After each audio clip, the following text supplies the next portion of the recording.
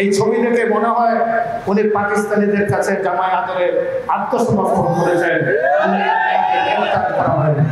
অতএব এই মহান মুক্তিযুদ্ধের ঘোষক হচ্ছেন শহীদ প্রেসিডেন্ট জিয়াউর রহমান, বাংলাদেশের উন্নত নয়। তার একটি প্রমাণ হলো 1971 সালের 17 এপ্রিল তাদেরকে আওয়ামী লীগ সম্মান দিতে জানে না, ইতিহাস পাল্টে দিয়ে দিয়েছেন। আমি এখানে দায়িত্বহীনভাবে বলতে চাই, আওয়ামী লীগ পরিবারের, শেখ হাসিনা পরিবারের একটি, শেখ মুজিব পরিবারের একটি লোক যদি রণাঙ্গনে সম্মুখ সমরে যুদ্ধ করে থাকেন তাহলে আমি রাজনীতি ছেড়ে দেবো, বাংলাদেশ ছেড়ে চলে যাবো। বাংলাদেশের প্রথম মহিলা মুক্তিযোদ্ধা হচ্ছেন বেগম খালেদা জিয়া। আমরা দোয়া করি মহান স্বাধীনতার ঘোষক, যিনি স্বাধীনতার ঘোষণা না দিলে এই বাংলাদেশের মুক্তিযুদ্ধ হতো না। কারণ 70-এর নির্বাচনের পরে শেখ মুজিব চেয়েছিলেন পাকিস্তানের প্রধানমন্ত্রী হতে, কিন্তু উনি 25 তারিখ পর্যন্ত পাকিস্তানিদের সাথে আলাপ আলোচনা করেছেন। আলোচনা ভেঙে গেছে এটা বলা যাবে না, উনি বলেন নাই।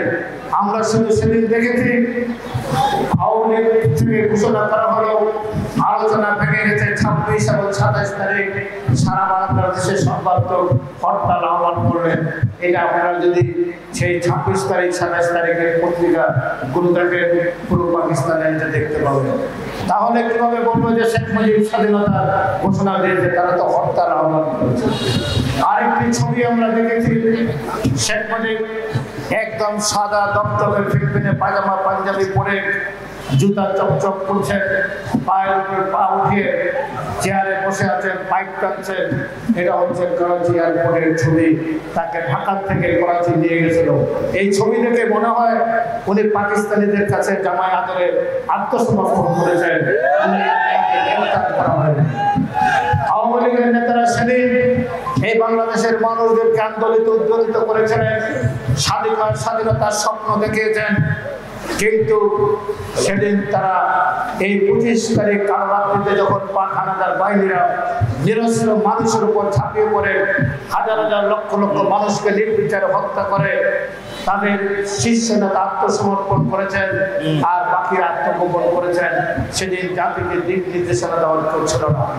তখন 8ম ইস্ট বেঙ্গল রেজিমেন্টের উপ-অধিনায়ক মেজর জিয়া 25 তারিখ মধ্যরাত্রির পরে 26 তারিখ চট্টগ্রামে বিপ্লব প্রদানের ড্রামের উপর দাঁড়িয়ে 8ম ইস্ট বেঙ্গল রেজিমেন্টের সমস্ত বাঙালি কর্মকর্তা, সেনা কর্মকর্তা এবং সৈনিকদের নিয়ে উনি বললেন, আমরা পাকিস্তানের সাথে বিদ্রোহ করলাম।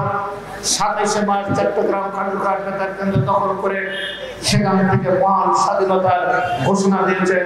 এই ঘোষণা আমার সমবয়সী যারা আছে সবাই সেদিন এই ঘোষণা শুনেছেন। এই ঘোষণার মধ্য দিয়ে মহান মুক্তিযুদ্ধ শুরু হয়েছিল, ঠিক কিনা? অতএব এই মহান মুক্তিযুদ্ধের ঘোষক হচ্ছেন শহীদ প্রেসিডেন্ট জিয়াউর রহমান, বাংলাদেশের উন্নত নয়।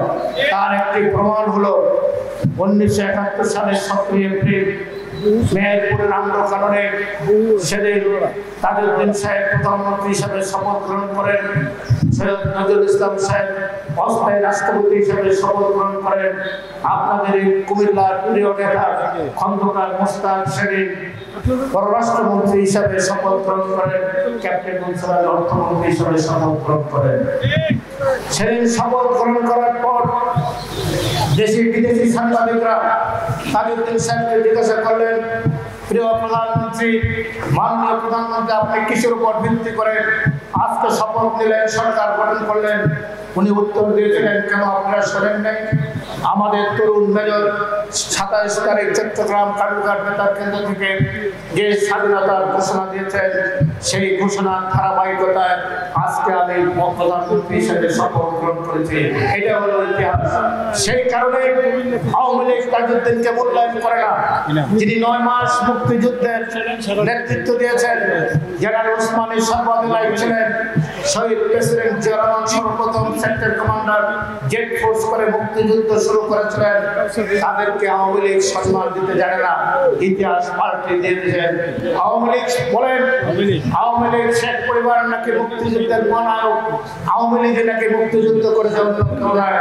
আওয়ামী লীগের নেতারা ইন্ডিয়াতে আরাম এসেছিলেন, এদেশে কৃষক শ্রমিক জনতা তারা মুক্তিযুদ্ধ করেছেন, তারা সার্টিফিকেট পর্যন্ত নেন। আমি এখানে দায়িত্বহীনভাবে বলতে চাই, আওয়ামী লীগ পরিবারের, শেখ হাসিনা পরিবারের একটি, শেখ মুজিব পরিবারের একটি লোক যদি রণাঙ্গনে সম্মুখ সমরে যুদ্ধ করে থাকেন তাহলে আমি রাজনীতি ছেড়ে দেবো, বাংলাদেশ ছেড়ে চলে যাবো। পরিবারের কেউ যুদ্ধ করে নাই, তার আরাম ছিলেন।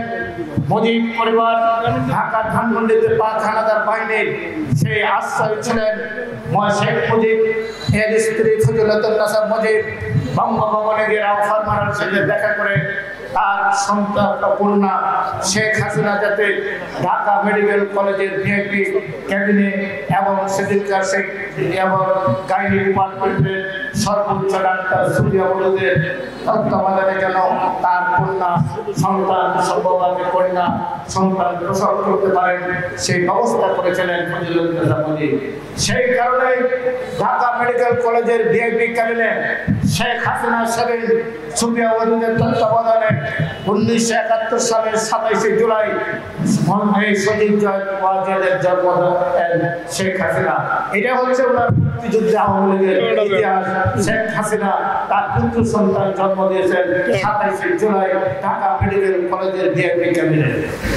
আরেকদিকে 1971 সালের 22শে জুলাই আমাদের প্রিয় নেতা শহীদ প্রেসিডেন্ট জিয়া রহমান মুক্তিযুদ্ধের ঘোষণা দিয়ে রণাঙ্গনে চলে গেলেন, একটি চিরকুট পাঠালেন ওনার সহধর্মিনী খালেদা বেগম, যখন খালেদা জিয়ার কাছে যে কোনো পরে ভবগিরিশ্বর থেকে যদি নাবালক সন্তান নিয়ে তোমার যে কোনো আত্মীয় স্বজনের বাসায় চলে যাও, মুক্তিযুদ্ধের পর যদি দেশ স্বাধীন হয় বেঁচে থাকি তাহলে দেখা হবে। এই চিরকুটটি পাওয়ার পর বেগম যে অনেক কষ্টে ঢাকা আসেন, অনেক